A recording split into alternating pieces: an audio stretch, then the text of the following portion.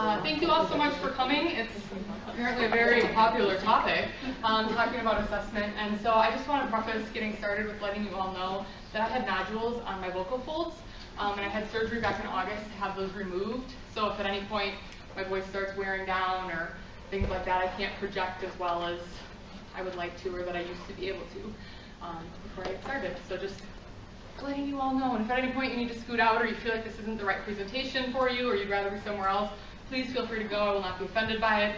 Our schools or you are spending your hard-earned money on this, and I want to make sure you get the most out of it as possible. So we're going to be talking about assessment in the proficiency-based classroom, and so what that means is a classroom that focuses on communication, delivering lots of comprehensible input, and focusing more on the meaning of and interpretation of messages instead of so much these traditional grammar and vocabulary rules. So if this is something that isn't the right fit for your teaching situation, I totally understand that, and I just wanted to give you that heads up now before we dive in. So a little bit about me here. My name is Caitlin Leppert, and this is my 8th year teaching. I graduated in 2012, and then from Concordia, Mequon, so Wisconsin, born and grown. Moved to Baltimore, Maryland, and taught 6th through 12th grade Spanish there for a couple of years, and then came back, and I'm now in a public charter school, and our school does K through 8th grade Spanish, and I teach the 5th through 8th graders. I really went through this kind of roller coaster ride with my teaching. I really started loving it at first, and I loved interacting with the kids, but I found myself getting frustrated, and I hear like echoes of my former self saying like, why don't you remember these words? We just took a quiz on them yesterday. And so I've gone through kind of this process of changing my perspective on teaching, my perspective on assessment, and all of those things that has really brought more joy back to me and to my students in my classroom. So here's kind of what we're going to try to hit on today, and I hope we have enough time to cover it all, and I'll have time to take your questions at the end. So we're going to look at what does WAFLT say, and what's super exciting is that Wisconsin just adopted new standards as well in June, and so those reflect kind of what WAFLT says as well.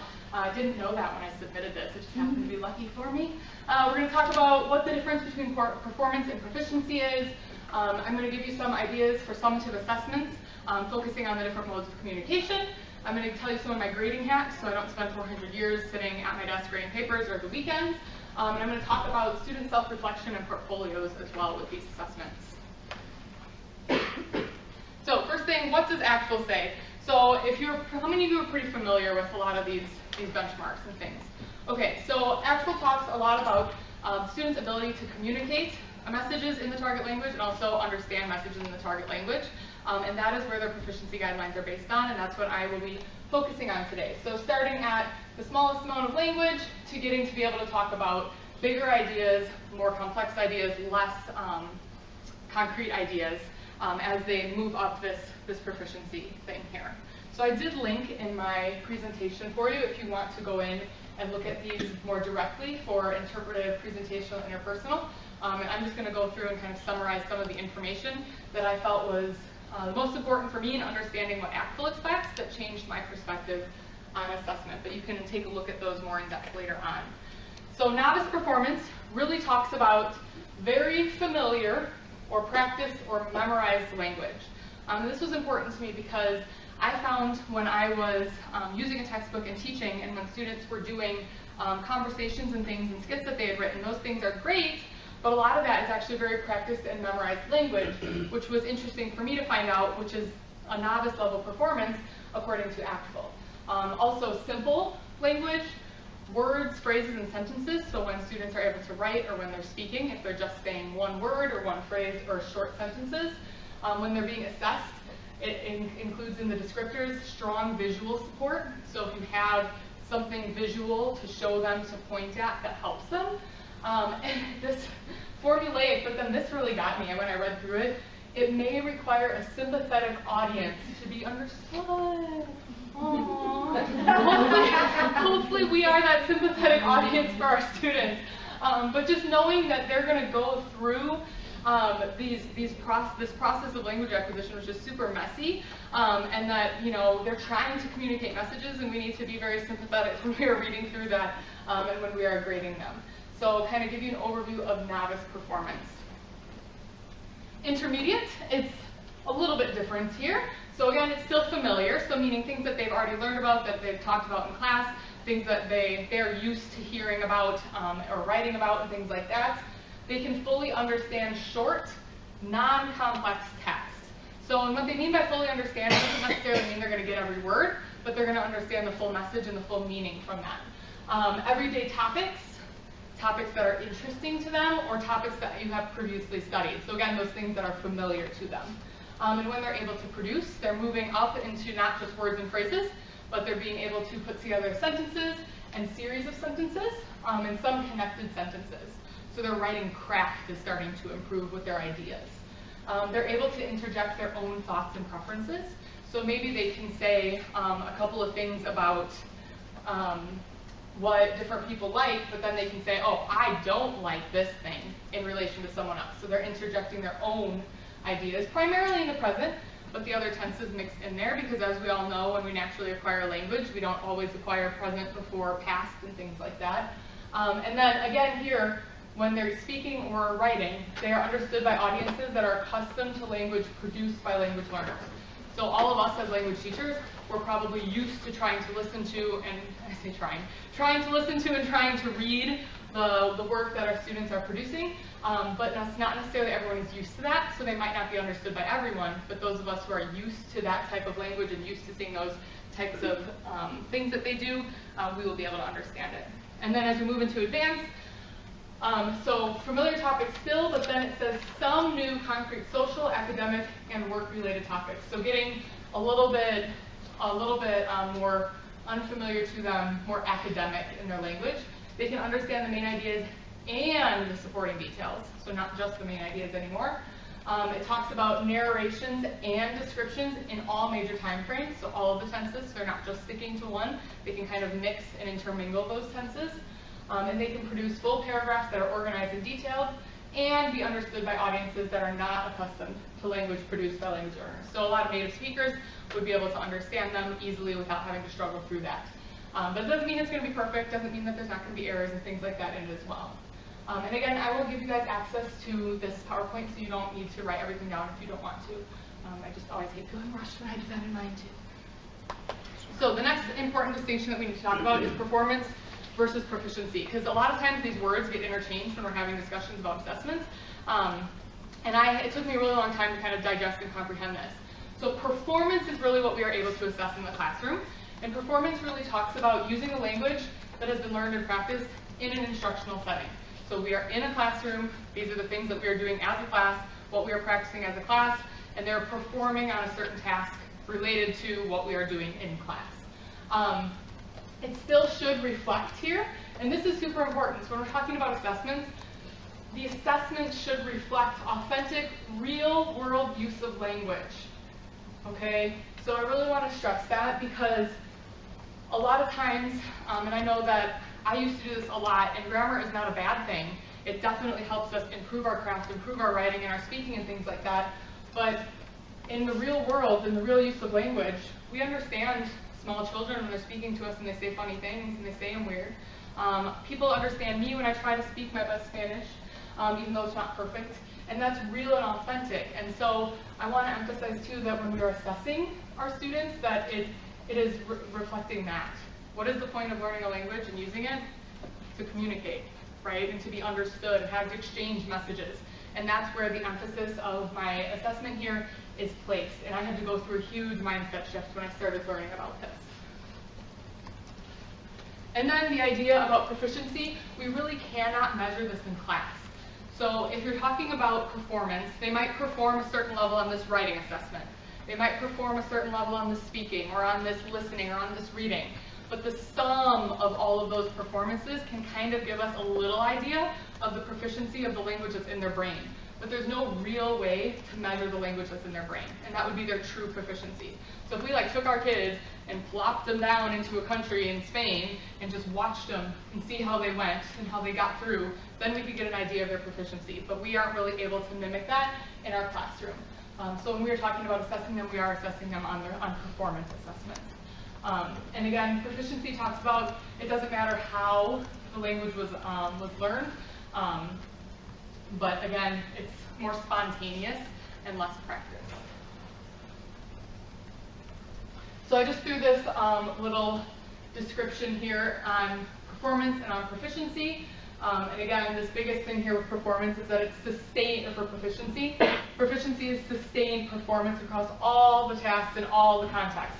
And that would be super hard for us to measure in class. So they might perform really well on this writing assessment, not so great on the speaking assessment, but both of those assessments are valid.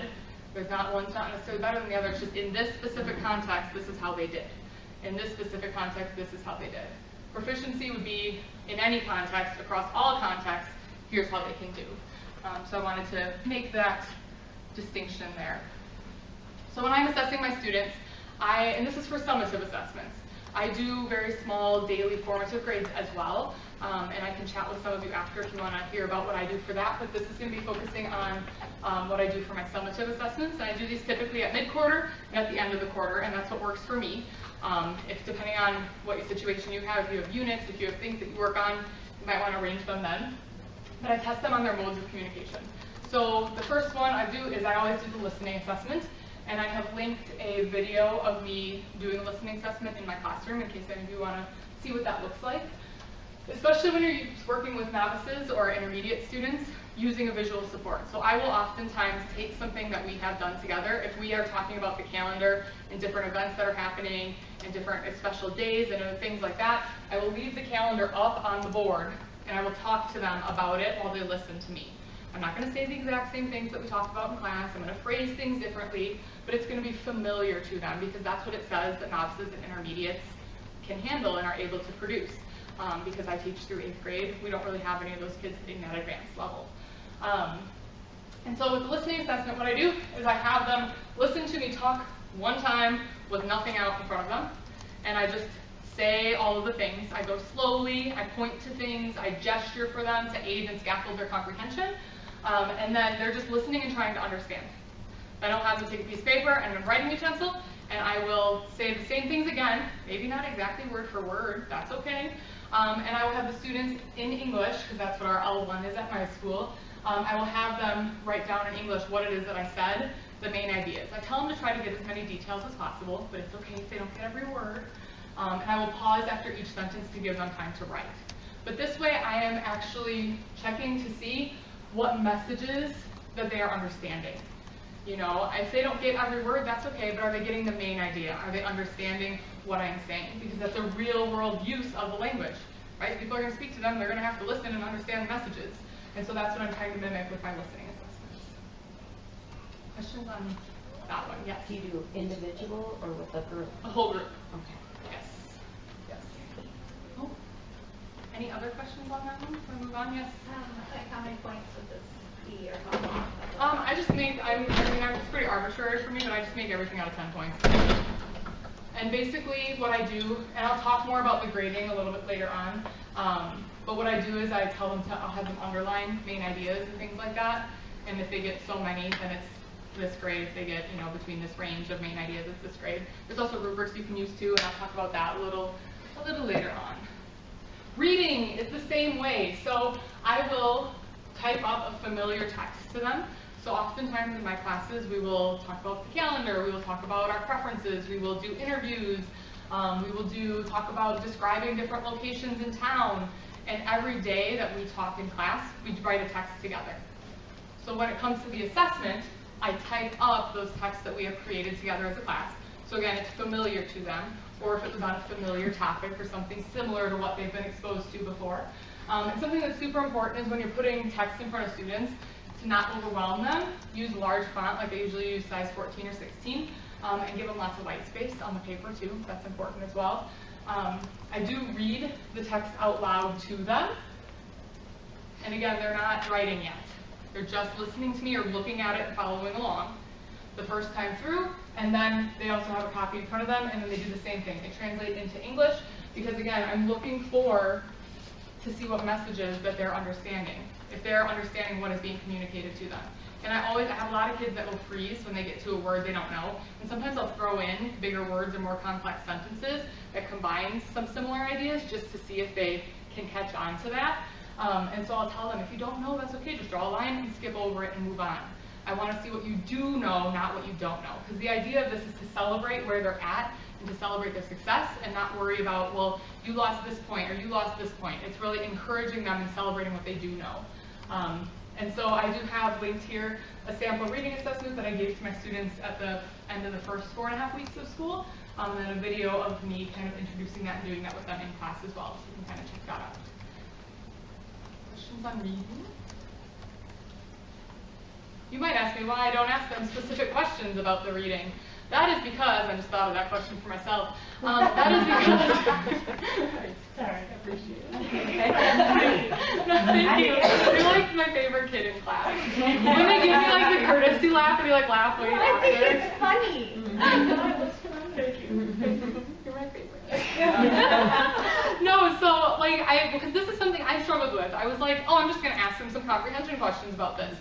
But sometimes if they don't understand one word in the whole text, they're not going to be able to answer your question. And so it was like punishing kids for not knowing one word. And so I was like, well, let me just see what they do know instead of trying to trick them and seeing what they don't know. And so that was super important for my mindset shift as well. So that's why I asked them to just tell me all the main ideas. And they're like, do we have to write it word for word in Spanish? The house of Ryan? No, you can write it how it's supposed to be, but you can also write it word for word as long as it gets the message across. Any real questions for me? All right, awesome. So those are the interpretive tasks of listening and reading. And so speaking assessments, I want to emphasize too, and I just did a presentation on building community and why it's so important to keep the affective filter low. And basically Krashen talks about in his research that if their affective filter isn't low and it's high and they're on edge, even if the messages you're sending them in the target language are comprehensible, their brain won't receive them and won't understand them. And so when it comes to speaking assessments, I really try to keep the affective filter low, especially because I have students in middle school. Obviously, if you're preparing them for other things where they're going to have to be speaking and they're going to be, graded or assessed on those things, I don't know if there's any of the tests or dual language things that do that. You might have to adjust things, but this is what I do in my classroom. So the first thing I do is in everyday class, when students use Spanish without me asking them to or without being prompted, we celebrate that every time. So like I'll have a kid who, and I don't ever force their output in my classes either. I like them, encourage them to use Spanish, but I don't want to pressure them and feel like they can't communicate and share their ideas just because they don't know how to say it in Spanish. So I'll have a kid who's like saying it in Spanish on their own voluntary way, and I'll be like, oh my gosh, Zach just used Spanish, let's everyone clap for him. And so we celebrate that use because that's what I want to encourage, even if it makes no sense. I mean, I just want them to try and feel comfortable because if they get flat down in Spain or in Mexico, I want them to be able to try to communicate even if it's not perfect. So what I do for my speaking assessments is I use something called the question and answer game, and Tia Hargaden and Ben Slavic wrote about this. And so I attached information for you and game boards. You can do this as just like a game in class also and not actually use it as an assessment. But what it is the students partner up, and I will ask all of partner A a question, and partner A talks while partner B listens. Partner B listens, and based on the game board, I can actually pull this up here, it might help you visualize that. Based on the game board, they mark down how they did on their points. So this one, if you just want to keep it simple, they can mark down how many words their partner said in Spanish, because it's just like encouraging them to speak, right? So if I'm looking at it and I'm like, is the boy tall or short? Simple question for novices. And they could say short. Well, the partner's like, no, say more, say more, say more. So then they might try to say, the boy, short. And they might repeat it over and over again, not tall. Lots of things like that. So you can tally their words for that one. And then you can also use, oops, scroll down. Let's go. So here's the game board that I like to use. So 1 point they'll get if they're, I'll read it for you because it's really tiny. 1 point they'll get if their partner understands the question and responds in English. Because even if they understand the message, we want to reward that. Just 1 point. Okay? If their partner said a word in Spanish, they would get, in my classroom, whatever your L2 is, they would get 2 points. If they say a phrase or a sentence, they get 3 points, and it just moves up here. My kids are super motivated by this because they're able to use the language, and it's like a celebration for them because that's the whole point of them learning it. And so I have seen a lot of my students, even as 6th graders last year, get up here where they have to say like 3 sentences or more, state their own opinion, and also ask their partner a question. So an example, we will have been doing interviews in our classroom, special person interviews. And I have a grid of information where I summarize everything about the kids that we've learned. So maybe it says that Noah has a dog named Ruby. So my question to partner A would be, does Noah have a pet? And I'm like pointing to this information for them. And partner A would say, Noah has a pet. He has a dog. His dog name is Ruby. I don't like dogs. Do you have a dog? And the partner would say yes. That's how they could get 6 points on this. And they just work their way up. But then they're able to see the measures of success. And so they can see, oh, I can get more points if I just say one more sentence, or if I make it a complete sentence. And you got to train them to encourage them to say more, or point at the visual aid that's there helping them. So you can do this as just a game, too, in class if you want to. But I would highly recommend you have a visual support that they can look at and reference to, because that'll make them feel more successful. And there's even a next level question and answer game down here that just has a little bit more complex ideas for their points there. And so I also have a video, regular presentation. I have a video linked in here of me playing this in my classroom with my 7th graders, so you can actually see them interacting. And you might ask me, well, if you're using this for an assessment, this is another question that I thought of for myself. If you're using this for an assessment, how do you know they're not cheating? Well, I watch them, because I'm not speaking. I ask the question, and then I watch them while they all talk to each other. And we'll walk around the room sometimes, too, and I don't really care.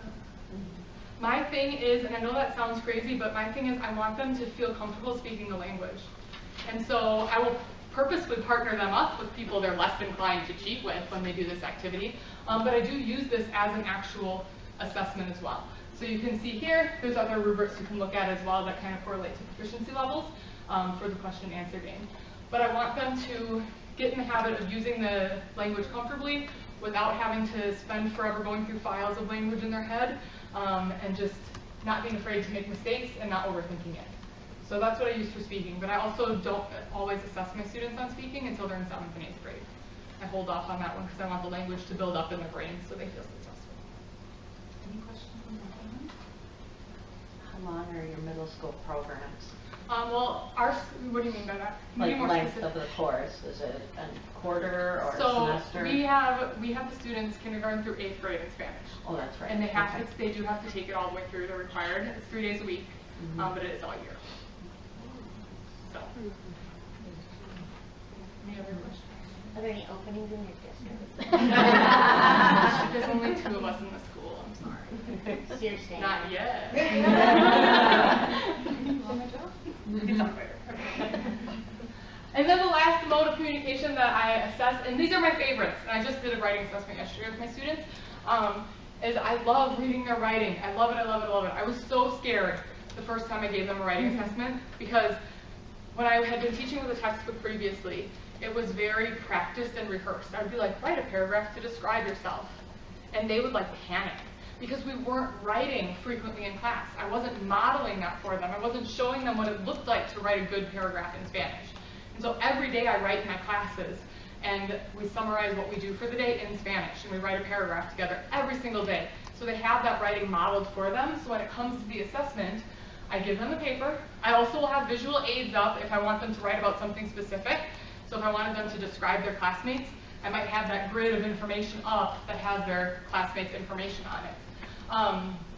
And so you can do a focus writing, so describe your classmates. Or yesterday, we just finished reading up the novel called Tumba in class, and so I gave them 4 options for a writing prompt, and I let them pick from those 4.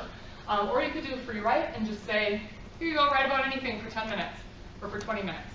But my rules for them are, they have to think of the sentence in their head in Spanish before they put it on paper, because I don't let them ask me questions. I don't let them say, how do you say this? Because I just want to know what's in their head.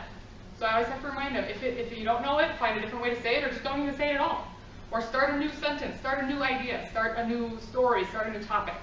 Okay? The second thing I always tell them is you have to write for the whole time. I don't want you to stop and stare at the walls. If you get stuck, just start a new thought. But again, I model this writing for them every single day in class so they see this. You could time it if you wanted to. So like I said, I've often do 10-minute fluency writes, so just to see how much they're able to produce in 10 minutes. And then, I wonder if these are, Ooh, we can take a look at these. I think I linked some of my actual student work here. You can do it with or without resources. I actually, for the first time yesterday when they were writing about Tumba, the novel study we did, I actually had them write using graphic organizers they had filled out and notes they had kind of organized and taken in advance. That's no less of a valid performance assessment than a free write is. It's just in a different context. And if in language arts classes they can write an essay using resources, why can't we do the same thing in our classes? So from time to time I like to mix that up. Oftentimes you can grade them on their ideas, so if you understand what they're saying or the message is being communicated, or their writing habits. So you could say, did you write the whole time? Did you stay focused on your writing? Did you write in Spanish? Different things like that. But the control of their language is something that they don't have control of, at least not until they become more advanced speakers or writers, because we can't control language acquisition.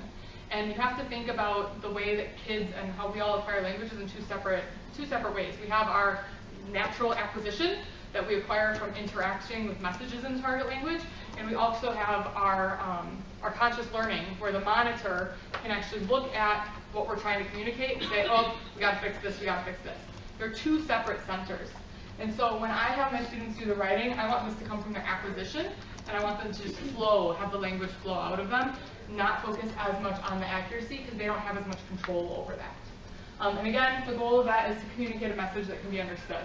So I included some samples of writing assessments here that my kids did. Keep in mind, this is after the first 4.5 weeks of school. I see them only 3 days a week, and some of these kids have never done writing before because they don't write in 4th grade. Send it good vibes. There we go. So I have some information on here, and you can take a look at these later. But this cracked me up. Okay, so in the past I would have died when I saw this. Like I would have maybe cried, but I laughed super hard. So we brainstormed in 5th grade. In 5th grade, we brainstormed some words that we could use to describe a picture.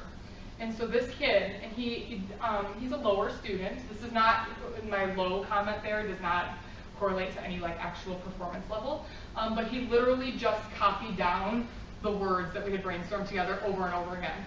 But at the end of the assessment, I laughed really hard, I was crying. At the end of the assessment, he was like, I wrote 10 sentences! And I was like, yes, good job, fist bump. Because this is just a starting point. It's the first time they've ever written. Basically I just graded on them on if they wrote in Spanish, and if they wrote for the whole 5 minutes that they had to write. But he's like, people there are, eats hat. But he was so proud of himself, and that's the kind of environment that I want to foster. And we just were getting a starting point. And then if you see some of the other 5th graders, so you can see that they're starting to put thoughts together. Obviously they're not accurate, so it says there are people, I play volleyball, the beach is hot. There's errors in this, but they're starting to put those words and thoughts together. And then you get to, let me skip through here, more of a paragraph there, a little bit more. They're still making errors, but they're able to put these thoughts together and make their own sentences. But again, I model this writing for them every day.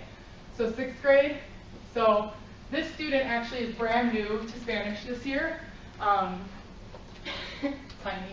person, tiny. He's brand new in Spanish, this is L3. So he has, I don't remember what his first language is, but English is his second language, and Spanish is L3. And so again, we brainstormed some words, but he was able to put some words together to make things, some ideas here, like car of fast. Well, he knew fast and car needed to be together in a thought there. Grande, spelling it like it sounds. I see a lot of that, phonetic spelling. But their messages are coming across.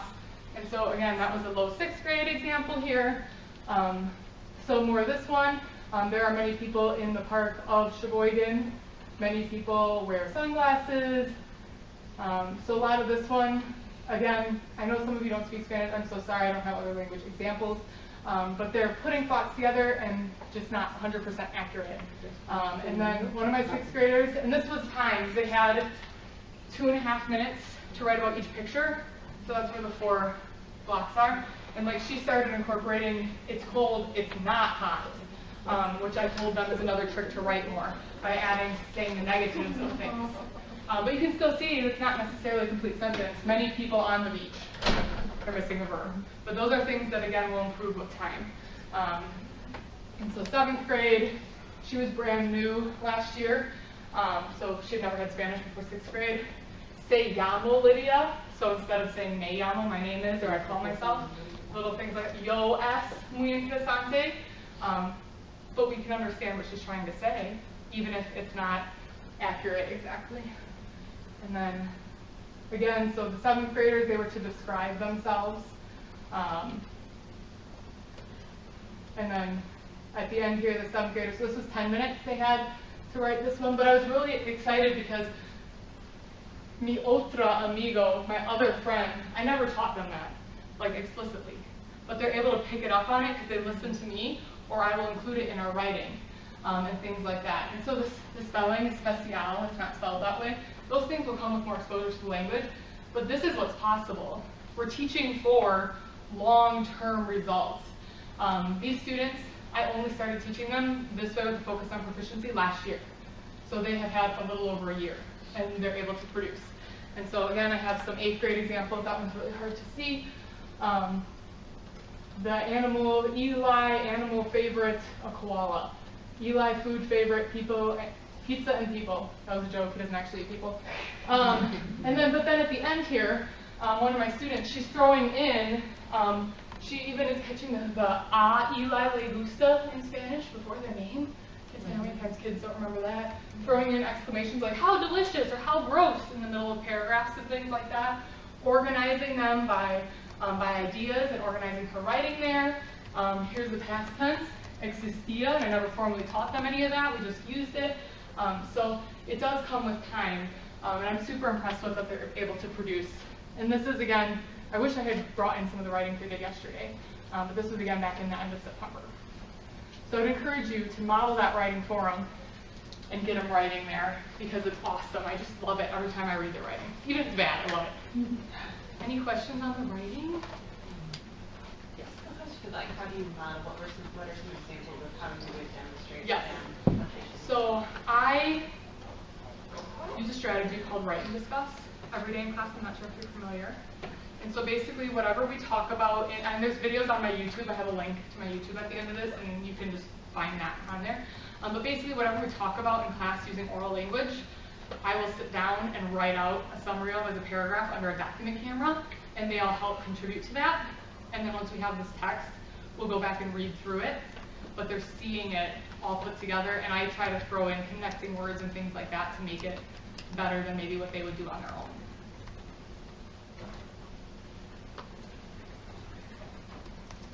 All right, so some of my grading hacks, because you're like, wow, I have 170 of those things to look at and read in grades. Bless you.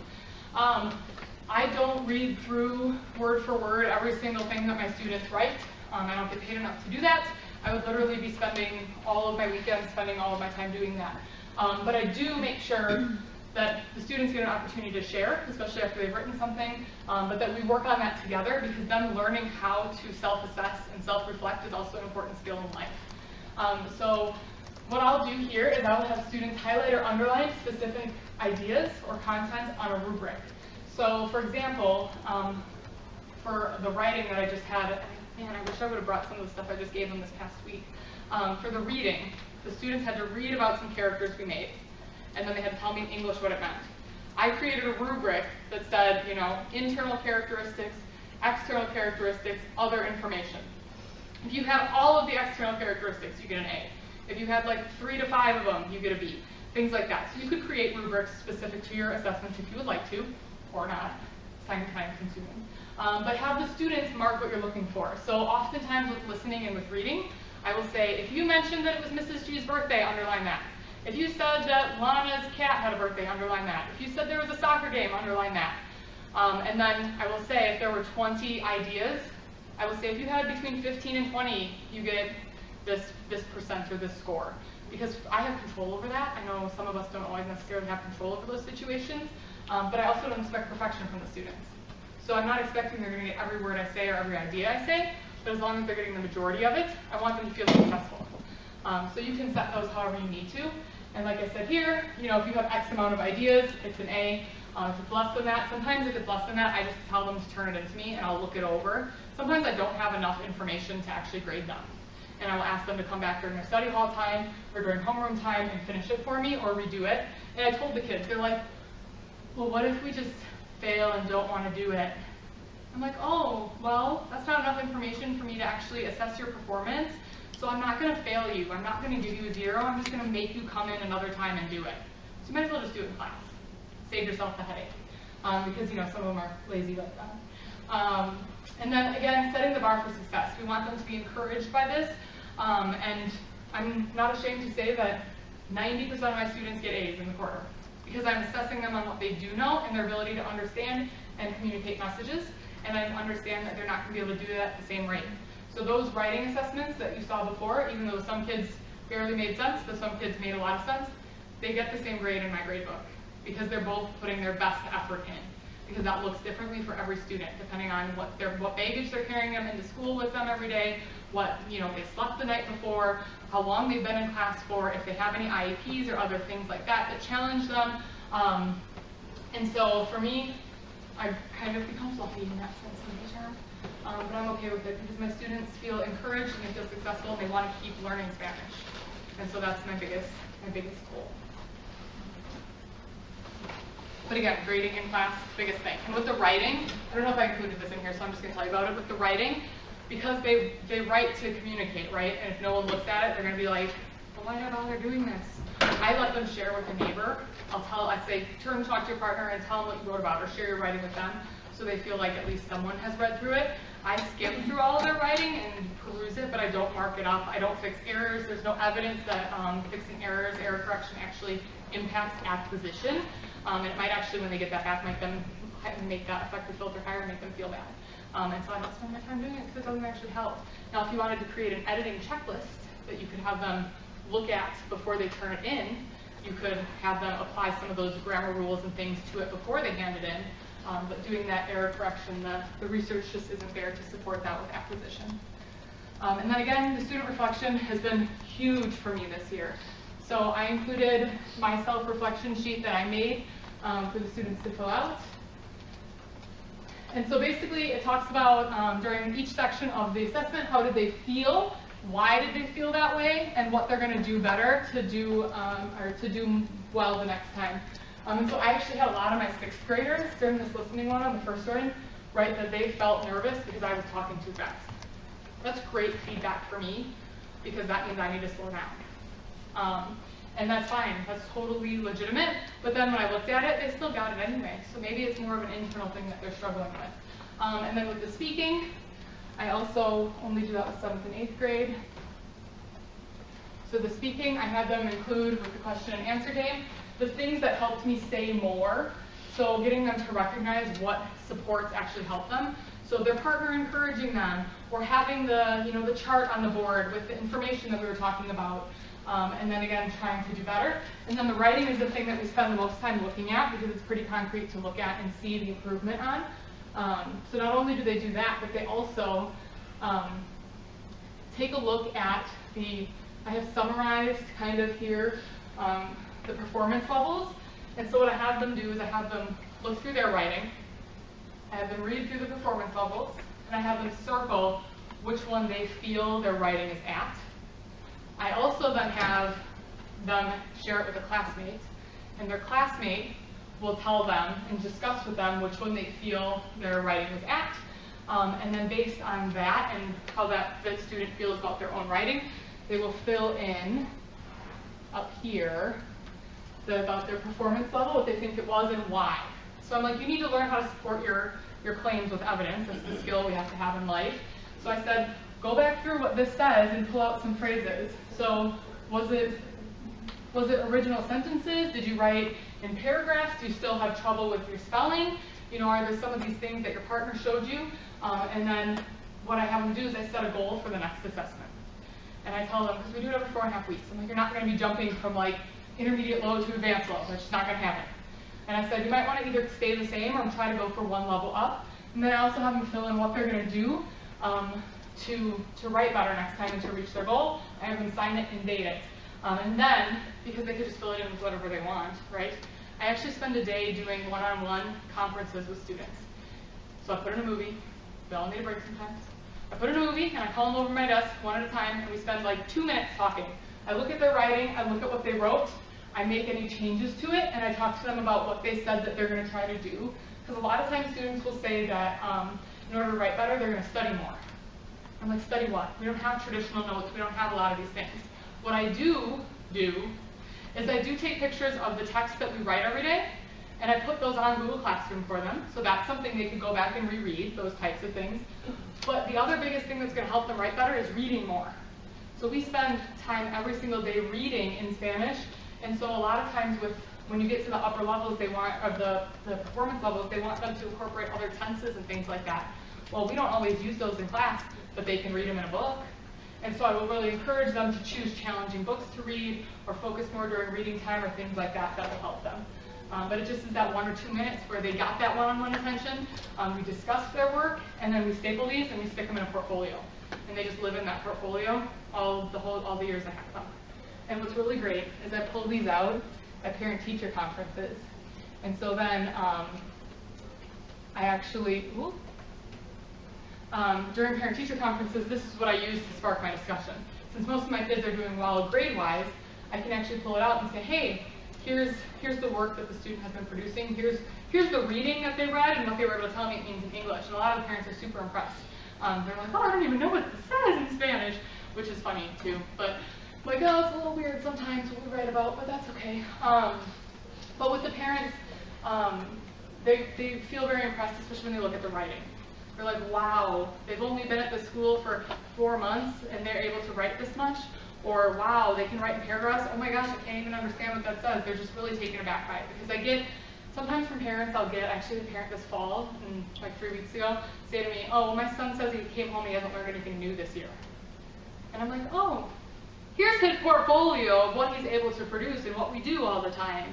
And then she ended up saying, oh yeah, well maybe he can't verbalize it because we're not studying specific sets of vocabulary or specific grammar context, but his ability to write is improving. You can see from last year to this year, and all this stuff that he's able to do. And she's like, yeah, I guess he does come home and talk in Spanish a lot. I'm like, okay, so I'm glad we're on the same page here. The communication is better. And she even said, she's like, yeah, I remember from when I was in high school, I have a list of nouns in my head, and that's it. And I was like, yes, and I'm trying to take that language and put it in context for them to communicate messages. And so that's my biggest thing. But again, having those portfolios, having that self-reflection, a little level of accountability for the students, have the evidence to show the parents. And like for me, when I send my kids off to high school next year, they go to like 5 or 6 different high schools, I can say, here's your portfolio, take it with you, you can show the teacher what you can do before they place them. So that is my thoughts on assessment there. So I have this presentation. You can go to this link and you can access it there. And then I also have links to my YouTube channel, my blog, which I don't update often enough. And I did start an email newsletter about using comprehensible input with a textbook. And so that information is there for you as well. But if any of you have questions, because we have a little bit of time left for me to, what time are we at? 4:15. So I got like 15 more minutes if anyone have any questions for the group or. So maybe you have one WAFLT. Yes. Do you get any feedback from the high school teachers that where they are sent out to how well they do within the traditional setting, or if they're making it to their AP or PAP or whatever? So it really, I haven't done this style of teaching long enough for them to hear back about how they're doing in like junior or senior year yet. I hear one of two things. I hear it's so easy, they're really bored in Spanish, or oh, it's a lot of grammar and vocabulary and they have a hard time. And it's usually one item or the other. For example, I had a student test into Spanish 4 at one of the high schools, and then at the same school, someone tested into Spanish 2. So it really kind of depends on the student as well. But what I am doing to make that transition easier is I am going to be spending time at the end of the school year. So after they've had all this time for this language to build up in their heads, I'm going to spend some time on, we're going to play games, we're going to practice this vocabulary that the high school expects you to know, because that's all they do with it anyway when they're, my students would cram, and then they forget it. So we'll cram it right before you go off to high school, and hopefully you can kind of play the system a little better that way. And I'll do some grammar with them, because grammar's not bad. it just helps if they have all this in their brains first so that they know what to apply it to and what it looks like. For how long have you been in that school? At this school, I have been teaching 6 years at the school I'm at now. Because I have 3 of your kids, you're different from times, Plymouth? came to Yeah, Plymouth. just gonna say. I have to tell you that we don't have kids jumping to 3, Yeah. and your students do, and they're the best students in my class. Yeah. I saw you on the list for presenters. I was like, I gotta find him. Glad you're here. Thanks for coming. You're so awesome to say that. It's so Yeah, cool. thank you. I appreciate that. So did you kind of have to like throw everything out the window and start over? Kind of. It started with mostly a mindset, and the biggest thing was my brain adjusting to the fact that the traditional way of teaching language is not equitable for all of our students. And so trying to change my mindset, change how I wanted to instruct, which changed my assessment, and kind of all snowballed that way. But what I did was you can implement, if you have a textbook to utilize, you can implement a lot of these communicative strategies while still working with that vocabulary and that grammar and all of those things. I'm actually, not to plug myself, but I'm doing a presentation on that tomorrow, the last session. It's called Using the Textbook to Develop Proficiency, and I'll talk more in depth about that there. But basically, it's about making it a little bit more brain-friendly. And so I kind of started doing some of those activities when I was still using a textbook. And then I just decided, it took me like a year to transition, where I was like, I'm not sure I want to jump into this. I'm not brave enough to jump like 2 feet in. And then after that, after I saw my one class, the class I think that he's got students from that he's referring to, they were my guinea pigs, Isabella and Aaron. They were my guinea pigs that first year, and they were like the nicest kids. And I had so much fun with their class, and they did so well, and they excelled that I was like, I'm throwing everything out, and I'm just going in. And so what I did use is the Somos curriculum. I'm not sure if any of you have heard of that. It's called and it's New Sum for French. It exists in Spanish and French. I'm sorry about the other languages. By Martina Bax, and she basically put together a more communicative-friendly curriculum. And so that's what I transitioned to and used because I couldn't go with like nothing. But now this year I'm not using that either. So kind of jump off the deep end now. Too late to turn back. Any other questions? How would this be different if we had your kids after they left you in high school? How would you modify this for high school, or would you use exactly the same? I would use exactly the same thing, but obviously your language that you use in class is going to be different every day. But just asking them to listen to you in a different language and comprehend is as rigorous as it is, because the brain's doing a lot of things at once. But yeah, just leveling up the language you use, mixing more of the tenses, more complex thoughts and sentences, more academic topics. So instead of maybe talking about personal relationships, what's familiar to them, getting into, now let's study geography, let's study, the plastic, all the plastic in the world and all of those things. So that's kind of how I would level that up. What is a typical lesson like how many minutes? And you mentioned you read every day, Yes. you write every day. And Yes. So I really wish I would have done a proposal for this. So my daily lesson has 7 steps to it. So it's a lot. I know. I have 50-minute classes. So my first step is I norm the class. So basically I share my lesson objectives with them, and then I will tell them what we're going to do for the day. So that takes like a minute or 2. And then my second step, we always read. So they do silent reading from a library that I have, that they get to pick a book. And we will read anywhere between like 6 and 10 minutes. We max out at 10. And then the third thing I do is our guided oral input time, and that's where we will use Spanish that's just spoken to discuss something. So we might talk about the calendar, I might talk about pictures of things, I might have them draw pictures on cards about things that have happened in their lives and then hold them up and talk about them. And that's like 10 to 15 minutes. After we have the guided oral input time, then after that I do just an oral review. So I'll ask them like whole class questions, like, oh, is this what it was, yes or no? Or I'll give them either or questions and things like that. Then after that, I know it's a lot, but it took me a lot of practice to get it all down to one class. I can do it in 25 minutes. There's a video on my YouTube called Daily Framework on there. You can see me get through it all in 25 minutes if you really want to challenge me. I was like, challenge accepted, because teachers were like, we can't get this in 25 minutes. Yes, I did it. It was rushed, but I did it. After we do the whole class review, then we do the shared writing with the write and discuss that I talked about. And there's videos, lots of videos of me doing that on YouTube, where we create a paragraph together about what we discussed in class. Then we will do shared reading, which is us reading the text that we have just written. So I will read it to them in Spanish so they can hear it more fluently and more fluidly as I can speak it. And then I will have them translate that into English so they get practice, and I will circle and point out words that they had trouble with, or if that's an opportunity for me to discuss the grammar of something, if it's goofy. And then at the end of class, I will do some sort of application or assessment. So I'll give them like a quick quiz, like 5 questions, just either or, yes or no. Or I'll have them play that question and answer game that I talked about. I'll have them do, sometimes I'll do reader's theater, where I'll have actors get involved and they'll like act things out and things like that. So all sorts of things, but that's what my days look like. It sounds like a lot, but it's actually super relaxing, because after we get through that guide oral input time, I'm sitting at a table in the front of my classroom with my document camera and writing with them. So it gives me a chance to kind of tone things down instead of just going all class long. That was a longer answer than you probably wanted. Okay, good. Any other questions? Yes? Do you see high school teachers in your district adopting your same method? Not necessarily in my district, but we did just offer a professional development opportunity at my school, and there were some of the nearby teachers that came to just check it out. And I think this idea, and especially with the change in the standards, the idea is slowly starting to change, and the message is changing in world language, but it's just happening slowly. So we'll see. I'm hopeful. Do you focus around a group of vocab as you progress through? I do not. So this year what I'm using are called cycles of instruction. So I'm doing kind of like literacy and language-focused units. So I just finished a unit on description. So we talk about describing people, describing places, describing past and present.